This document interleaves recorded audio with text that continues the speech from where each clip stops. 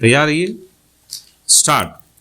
पानी जीवन का आधार है, लेकिन जब यही पानी जीवन के लिए खतरा बन जाए तो यह केवल संसाधन का नहीं बल्कि शासन व्यवस्था और प्राथमिकताओं का संकट बन जाता है। दूषित पेयजल की समस्या अब किसी एक राज्य या ग्रामीण क्षेत्रों तक सीमित नहीं रही। यह संकट तेजी से शहरों और कस्बों में फैल चुका है। स्वच्छ और सुरक्षित पेयजल किसी भी समाज की बुनियादी आवश्यकता होने के साथ साथ मानव जीवन के अस्तित्व का आधार है। इसके बावजूद 21वीं सदी में भारत जैसे विकासशील देश में करोड़ों लोग आज भी ऐसे पानी का उपयोग करने को मजबूर हैं जो स्वास्थ्य के लिए गंभीर रूप से हानिकारक है। इंटरनेशनल सेंटर फॉर सस्टेनेबिलिटी की रिपोर्ट के अनुसार भारत की लगभग 60 करोड़ आबादी अत्यधिक जल संकट की स्थिति में रह रही है और प्रतिवर्ष करीब 2 लाख लोगों की मौत दूषित पानी के सेवन से होती है। पानी की गुणवत्ता के मामले में हमारा देश 122 देशों में 120वें पायदान पर है। दूषित जल केवल स्वास्थ्य संकट ही नहीं बल्कि एक गंभीर आर्थिक समस्या भी है।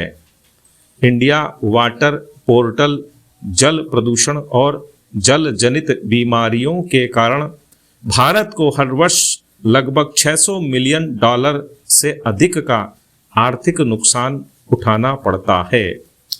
राजस्थान जैसे जल अल्प राज्य में जल की उपलब्धता पहले से ही सीमित है और अब जो पानी उपलब्ध है उसकी गुणवत्ता गिरना चिंता का विषय है। इंडिया वाटर पोर्टल के अनुसार देश की 323 नदियों के 351 नदी खंड जल गुणवत्ता मानकों पर खरे नहीं उतरते।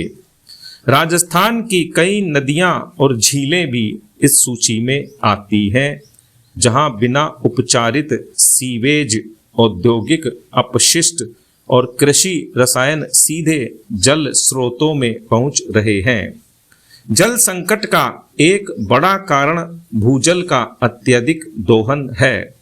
केंद्रीय भूजल बोर्ड के अनुसार राजस्थान में भूजल का दोहन 147% से अधिक हो चुका है, जो इसे देश के सबसे अधिक दोहन वाले राज्यों में शामिल करता है। संविधान के अनुच्छेद 21 के अंतर्गत स्वच्छ पेय जल को जीवन के अधिकार का अभिन्न हिस्सा माना गया है, जबकि अनुच्छेद 47 राज्य को नागरिकों के स्वास्थ्य और पोषण स्तर में सुधार का दायित्व सौंपता है।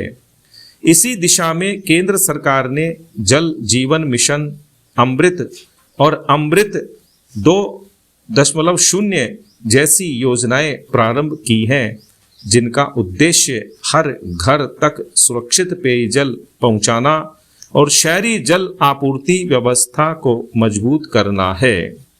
जल जीवन मिशन के अंतर्गत ग्रामीण क्षेत्रों में कार्यात्मक घरेलू नल कनेक्शन उपलब्ध कराने का लक्ष्य रखा गया है। वहीं अमृत योजना के माध्यम से शहरी क्षेत्रों में जलापूर्ति और सीवरेज नेटवर्क को सुदृढ़ किया जा रहा है। इस संकट से निपटने के लिए केवल योजनाएं बनाना पर्याप्त नहीं है, बल्कि उनके प्रभावी क्रियान्वयन और निरंतर निगरानी की आवश्यकता है। प्रत्येक शहरी और ग्रामीण क्षेत्र में नियमित जल गुणवत्ता जांच को अनिवार्य बनाया जाना चाहिए। आज आवश्यकता है कि स्थायी जल हो या बरसाती जल, इसकी हर एक बूंद का संचय हमारा संकल्प बने। हमारे परंपरागत जल स्रोत जैसे जोहड़, बावड़ी, तालाब के पुनर्जीर्णोद्धार में सरकार और समाज को मिलकर सक्रिय सहयोग करना चाहिए। बदलते जलवायु परिदृश्य और घटते भूजल स्तर को देखते हुए अमृतम जलम जैसे व्यापक जन भागीदारी वाले अभियानों की पुनः शुरुआत जरूरी है ताकि जल संरक्षण संस्कृति का हिस्सा बने। विराम।